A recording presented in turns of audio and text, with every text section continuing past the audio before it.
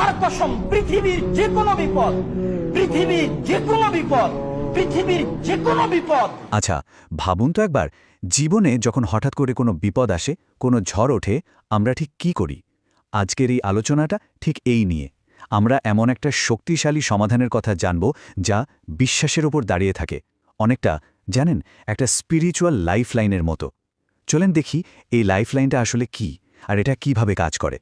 শুরুতেই এই কথাটা খেয়াল করুন, পৃথিবীর যে কোনো বিপদ, একবার না, দুবার না, একেবারে ৩-৩বার বলা হয়েছে। কেন? এত জোর দিয়ে কেন বলা হচ্ছে? কারণ বক্তা বোঝাতে চাইছেন, বিপদ তো বিপদই, তাই না? সেটা ছোট হোক বা অনেক বড়, যে কোনো বিপদই কিন্তু আমাদের জন্য একটা বড় ধাক্কা। আর বিপদ আসলেই আমাদের প্রথম চিন্তাটা কি হয়? এটা কিন্তু খুব স্বাভাবিক একটা ব্যাপার। মানে যখনই কোনো সমস্যায় পড়ি, আমরা সঙ্গে সঙ্গে এমন কাউকে খুঁজি যার ক্ষমতা আছে যে আমাদের এই অবস্থা থেকে বের করে আনতে পারবে। এটাই আমাদের প্রথম প্রবৃত্তি, তাই না? তো কাকে ফোন করি আমরা?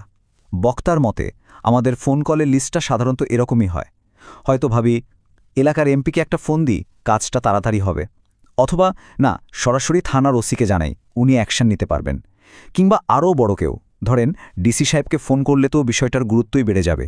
মানে আমরা ক্ষমতার একটার পর একটা সিঁড়ি ভাঙার চেষ্টা করি। কিন্তু এখানেই বক্তা একটা দারুণ প্রশ্ন তুলেছেন। আচ্ছা, এই যে আমরা দুনিয়ার ক্ষমতাধর মানুষদের ফোন করি, এর বাইরে কি আরও শক্তিশালী কোনো প্রথম কল হতে পারে? এমন কোনো কল যেটা হয়তো সবার আগে করা উচিত কিন্তু আমরা প্রায় ভুলে যাই? এই স্লাইডটা দেখুন, দুটো পথের মধ্যে পার্থক্যটা কি পরিষ্কার। একদিকে হলো জাগতিক কল, মানে ক্ষমতাধর মানুষদের কাছে ফোন করা। এর জন্য কিন্তু একটা কানেকশন বা মাধ্যম লাগে। আর অন্যদিকে হলো আধ্যাত্মিক কল। এটা সরাসরি চলে যায় সকল ক্ষমতার মূল উৎসের কাছে। এর জন্য কোনো মাধ্যম লাগে না, শুধু দরকার খাঁটি একটা ইচ্ছা বা নিয়ত। এটা শুধু সাহায্যের আবেদন না, এটা একটা ডিরেক্ট কানেকশন। তো এই সরাসরি সংযোগ বা ডিরেক্ট কানেকশনটা আসলে কি? বক্তা এর জন্য একটা অসাধারণ রূপক ব্যবহার করেছেন। তিনি বলছেন সালাত বা নামাজি হলো আল্লাহর কাছে করা একটা সরাসরি ফোন কল। মানে বিপদ আসা মাত্রই অন্য কাউকে ফোন করার আগে এই বিশেষ কলটা করতে হবে। আর বক্তা এই ব্যাপারে কিন্তু ১০০% নিশ্চিত। তিনি বলছেন এটা যে কোনো বিপদের ক্ষেত্রে কাজ করবে। খেয়াল করুন, তিনি কিন্তু কোনো নির্দিষ্ট বিপদের কথা বলেননি, বলেছেন যে কোনো বিপদ।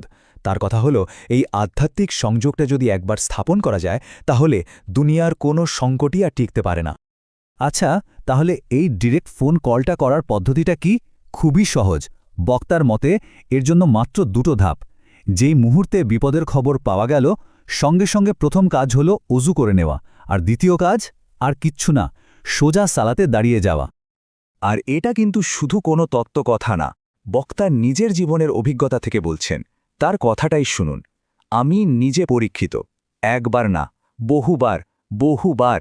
এই যে বারবার বলা, এর মধ্য দিয়ে তিনি তার নিজের গভীর বিশ্বাস আর ব্যক্তিগত অভিজ্ঞতার কথাই কিন্তু আমাদের জানাচ্ছেন।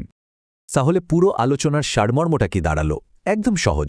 আল্লাহর কাছে সাহায্য চাওয়ার যত উপায় আছে, বক্তার মতে তার মধ্যে ১ নম্বর বা সেরা মাধ্যমটাই হল সালাত। এটাই সবচেয়ে সরাসরি, সবচেয়ে কার্যকরী রাস্তা। তো এই আলোচনার শেষে একটা প্রশ্ন কিন্তু থেকেই যায়। যখন সত্যিকারের সংকট আসে, যখন মনে হয় চারদিক অন্ধকার, তখন আমাদের প্রথম বিশ্বাসটা, প্রথম ভরসাটা আমরা কার ওপর রাখব? দুনিয়ার ক্ষমতার ওপর, নাকি সেই ক্ষমতার মূল উৎসের ওপর? এই উত্তরটা হয়তো আমাদের নিজেদেরই খুঁজে বের করতে হবে।